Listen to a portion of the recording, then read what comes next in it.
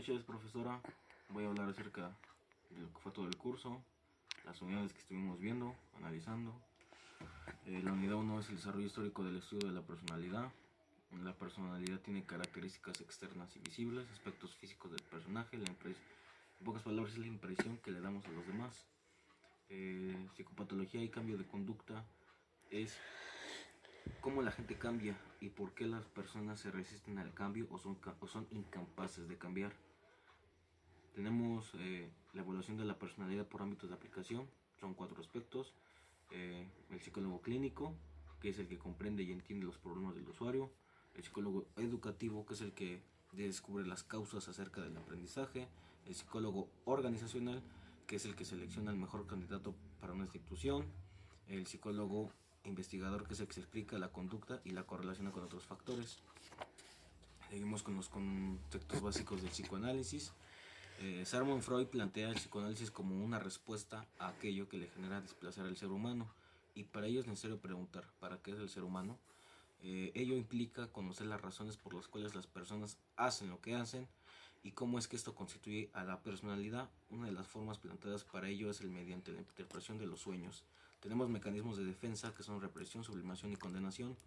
La represión es la operación por el cual el sujeto intenta rechazar o mantener el inconsciente mediante representaciones como pensamientos, imágenes o recuerdos. Y la sublimación es el proceso bajo el cual una pulsión sexual es derivada de un nuevo fin que es ajena a la pulsión por el cual se apunta a actividades socialmente valoradas.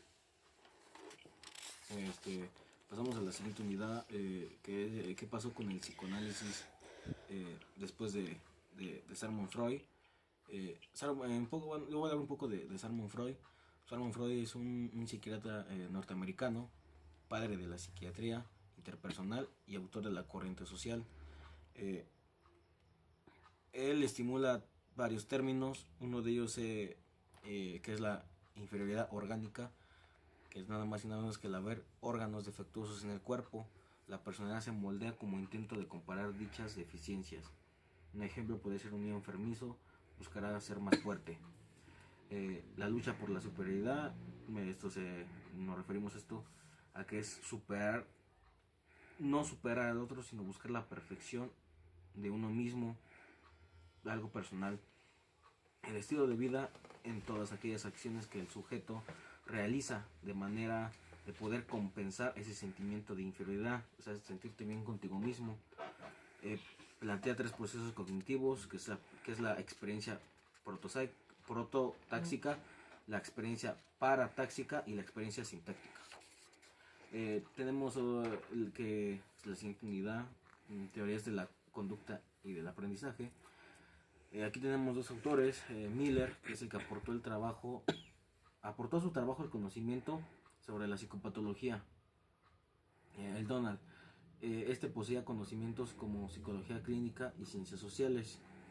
Ellos dieron varios conceptos fundamentales a la psicología. El impulso, que es derivado del concepto de impulso, de la teoría del aprendizaje humana, que se refiere a la fuerza que nos motiva. Otro podría ser la señal, respuestas, recompensas. También dieron el aprendizaje de observación, que son 4.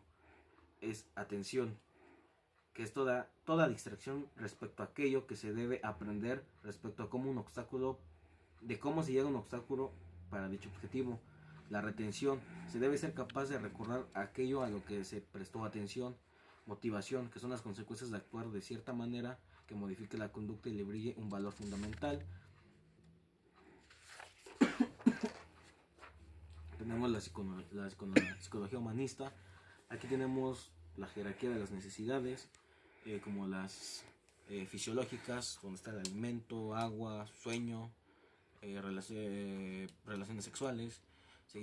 Otra es la jerarquía de seguridad, que es liberarse de la angustia, caos, temores, del miedo. Es vivir en un entorno sociable y seguro. Otro es de pertenencia y amor. El individuo se motiva a buscar relaciones íntimas y sentirse parte de un grupo con amigos, compañeros o familia. tenemos el de estimación. Aquí se delimitan tipos. Primero es el deseo de competir y sobresalir de los demás. Y en segundo lugar se necesita el reconocimiento de los demás. Y por último tenemos el de autorrealización, que es aprender y explorar talentos y capacidades. También te hablamos aquí de la estructura de la personalidad, que es el self.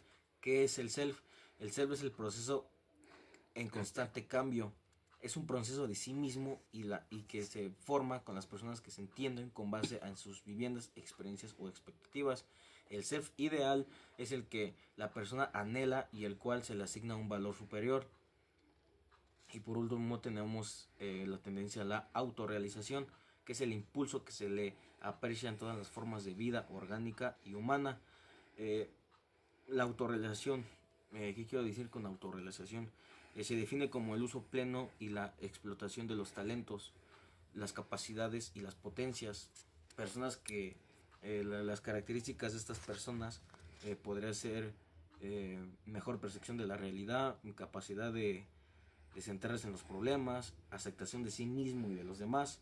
Esas son algunas de las características de las personas autorrealizadas. Seguimos con la siguiente unidad, que es la Gestalt y la terapia.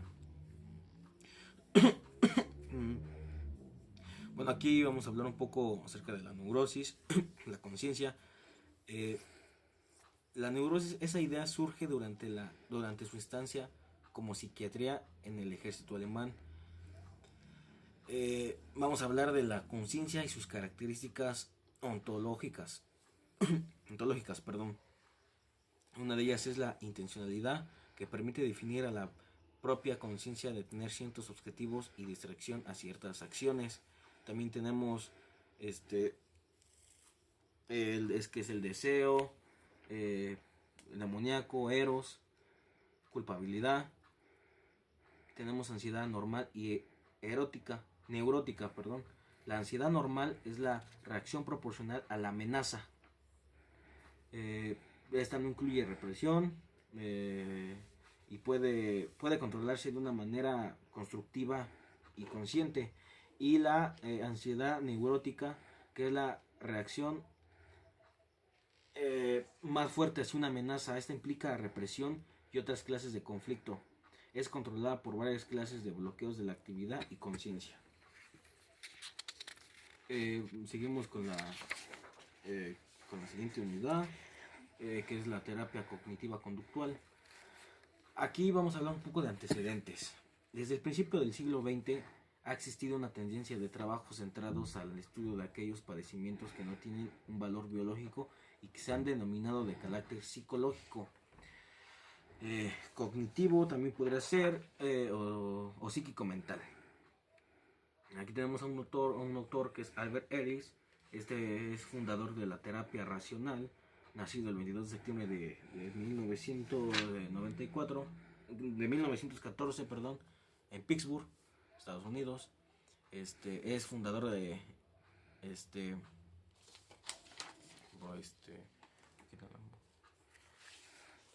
este autor. Su propuesta, él pone una propuesta que es denominar como unas aproximaciones de la conducta humanista. De este modo existen creencias racionales que son responsables de ciertas conductas denominadas como autoayuda y otras creencias que se les denomina irracionales. Tenemos observaciones no evaluativas. Estas nada más y nada menos son cogniciones que presuponen datos, dado que no basan únicamente de la información que se obtiene. En este caso pueden ser observaciones. Tenemos las evaluaciones preferentes positivas y negativas. Las evaluaciones preferenciales positivas son las cogniciones que son que refieren a algo que la persona valora como positivo, y de igual manera las negativas pues es lo contrario, negativo. Por último tenemos las teorías culturales de la personalidad. Aquí tenemos un autor que es Jacob Moreno, que nace voy a hablar un poco acerca de él. Él nació en un barco que navegaba en el Mar Negro Esto no le llegó a tener una ciudadanía ni una patria. Llegó a ser considerado ciudadano hasta que llegó a Nueva York. Él es fundador y director de numerosas instituciones, tales como revistas, teatros, consultorios, diarios, entre otros. Vamos a hablar acerca de un poco de la psicología del mexicano. Esa describe a la cultura como un marco fundamental y motor del comportamiento humano, y acuña al término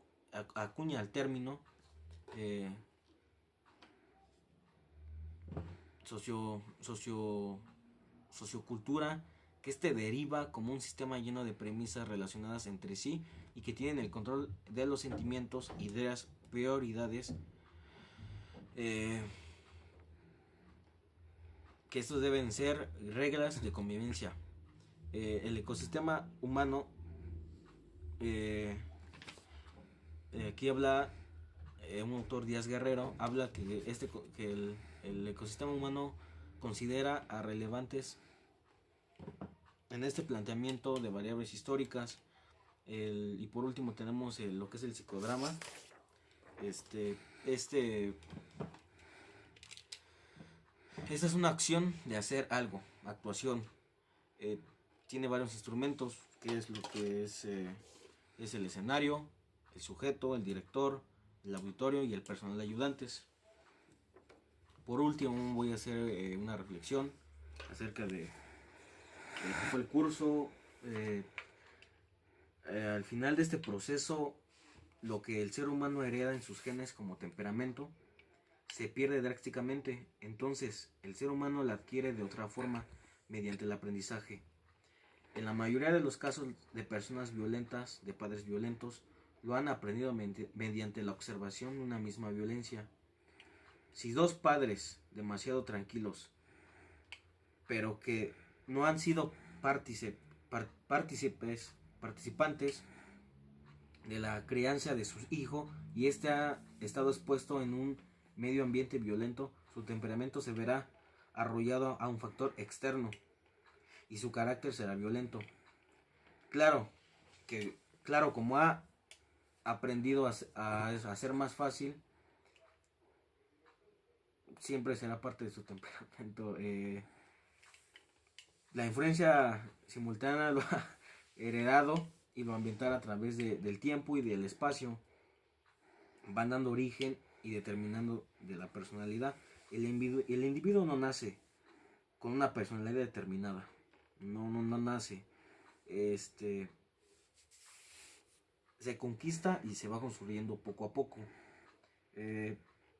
Las condiciones heredadas se complementan y transforman a través del tiempo del aprendizaje, como la educación, el trabajo, la fuerza de voluntad y la convivencia. Esto sería todo. Buenas noches.